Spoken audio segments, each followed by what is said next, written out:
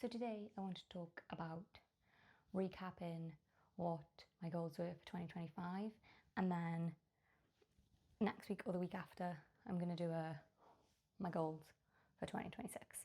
So let's get into the content. So I think before I look at my goals, I just wanted to recap things that off the top of my head I think went well last year. So I wrote down a list. I'm just using my phone. So I think they don't need to be big things. They can just be things that to you stand out as things that you have done well in the year or that you liked. So for instance, I started running and then managed to run a half marathon. I settled into my new job. We went on a big holiday, and I'm making our flat be like a home. So they're my ones. And throughout the year, I keep a list on my Notion. So I favourite this page on my Notion called Milestones. And basically, every time I do something, little or big, that I think is like a big thing for me, I add to the list. For instance, I've actually gone to the gym for like 2 weeks in a row. And then I wrote I managed to buy a new car. I have saved enough money for the deposit. I finished my goal of reading X amount of books. That one was a lie. But they are the kind of things. And I think it's just nice to just look back and think of even just the small things. Just thinking of how far you've come. And it's nice at the end of the year, or sometimes just when I'm feeling a little down, I'll just read through the list and I'm like, you know what? I've done quite a lot this year. And it's quite nice to just have that. I wanted to look at things that I could have done better. I'm not sure if you can hear the rain, by the way, but it's raining. So I wanted to look at things that I have not done quite so well this year. So I spent a lot of time on social media, which has really bugged me, if I'm completely honest, because I felt like I was doing well, and then all of a sudden life got stressful and I just kind of plummeted. And then I feel like once I start being on social media all the time, I find it really hard to get off social media. So I feel like I spent a period in the middle of the year on social media way too much.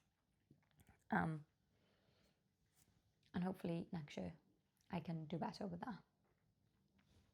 We'll see. I put up a post, wherever it is, of me being off social media for a week. I'm still not on social media, and I hope to do an update maybe in January now of an entire month not on social media. Yes. But that's something to look forward to. Let me know, tell me in the comments if you think that would be interesting. So I feel like I overreacted to small things and just kind of panicked about things. I think it was a lot to do with the fact that I changed jobs. So every time the smallest inconvenience come up, I felt like I had done the worst thing in the world, and every little hurdle, I was like, oh no, I've done really bad. And I think maybe I just needed to chill out a little about it. In hindsight now that I've been there for a year, I think I did all right. I think I was just trying to overcompensate for being new, and then probably made things worse. Whereas I could have calmly dealt with the situation and moved forward if I hadn't been in panic mode, if that makes sense. So yeah, that was my second one. The third thing I think that I didn't do very well this year was I put the gym on the back burner to start running, even though one of my big goals in hitting 30 was making sure that I'm strong and have a lot of muscle because of menopause, blah, blah, blah, blah, blah. I've gone in this in another video. I will link that somewhere as well, because I go in a lot more detail about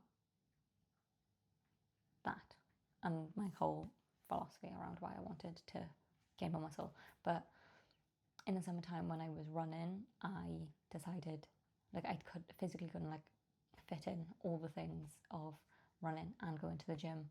So I took the gym out so that I could do my running goal, and I've not really ever gone back to the gym consistently. So I need to get back at that. I think with these as well, if you're like using this to plan out your goals and like recap on your year, these are just things that I think I didn't do well. Like these weren't a goal. I didn't have a goal about social media. I didn't have a goal about being stressed. It's just things that I think I have. Like if I had changed these, my year could have went better. They don't need to be directly related to your goals. This is just without looking at what I put in my goals, how I think the year went, if that makes sense.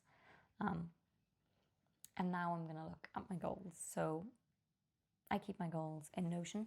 So I'm just going to try to find my Notion page. I do a very basic thing. It's not massive. It doesn't take any time at all to make. I don't like the over complex goals that I see a lot on YouTube. You see these ones and they're full on structured, and I just think, to me, that doesn't work very well. Whereas this one, I have a big heading, big goal for the year, and then I have little drop downs of things to me that would mean that I had done well with the goal. For instance, I have at the top here, make a house a home, and then down in the bottom things I have, get settled in, keep tidy and cute, and then the bottom one is my 2016, 2026. I don't know why I keep doing that with a question mark. It's things that I've thought about throughout the year that I'm like recently that I think would be good as next year's goals. Yeah, and then from there I have just little comments of things that I want to do. Obviously that's more of a woolly goal because that doesn't have any, I've gone back, it doesn't have any set targets. But then I do have, for instance, let's find one. All of them have a woolly goal by the looks of it and a structured goal. But that's obviously up to you. So in my next one, I've got personal development. So then I've got read 6 books. And then on the drop down, I've just got all the books I've started reading and a tick next to them if I have read them. And then at the year, obviously, I can count if I've done 6 or not. But then the next goal in the personal development was stop buying clothes in Primark. And then I have get a hobby with a question mark. So that one is a strict one, but it doesn't have a strict goal at the start of the year of get this hobby.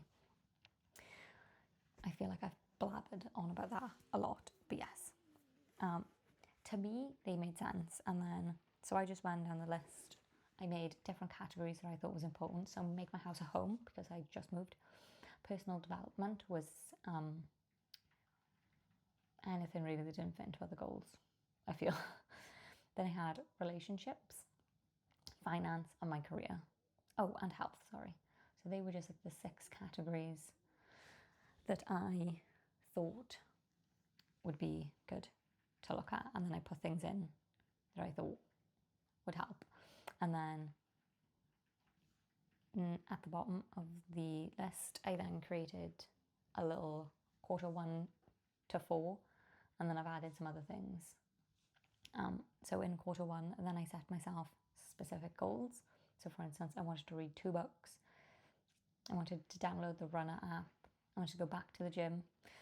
I wanted to start making vlogs. I wanted to book in a date night. I wanted to make a nighttime routine. And I wanted to take my niece and nephew out.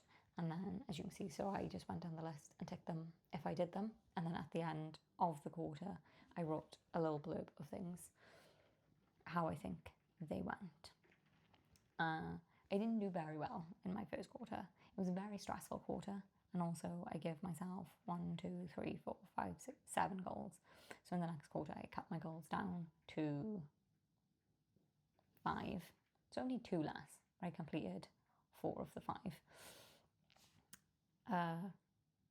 Yes, I think on the internet you can see like these big goals of people have like these massive goals. I think you don't have to have these massive goals. For instance, people that do like booktube and book talk, if they said that they were going to read 6 books in a year, you'd be like, that's so low.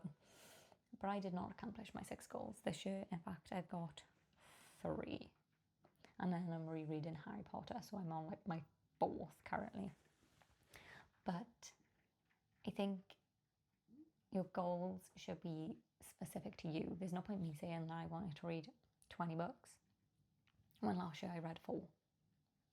So I think you need to actually look at what you can do. And I think that's one of the big problems with goal making. We get like ideas from the internet. They're just...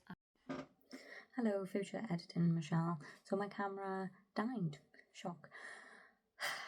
So I just wanted to say that I think we need to be more realistic with goals in 2026. I think that in the past I have made goals that were far too big. I'd say like I've not done things and then I wanted to do something 5 days a week, and that's just asking for failure. I think we need to remember like a little and often is better than 1 3-hour long session and then never doing it again. Yes.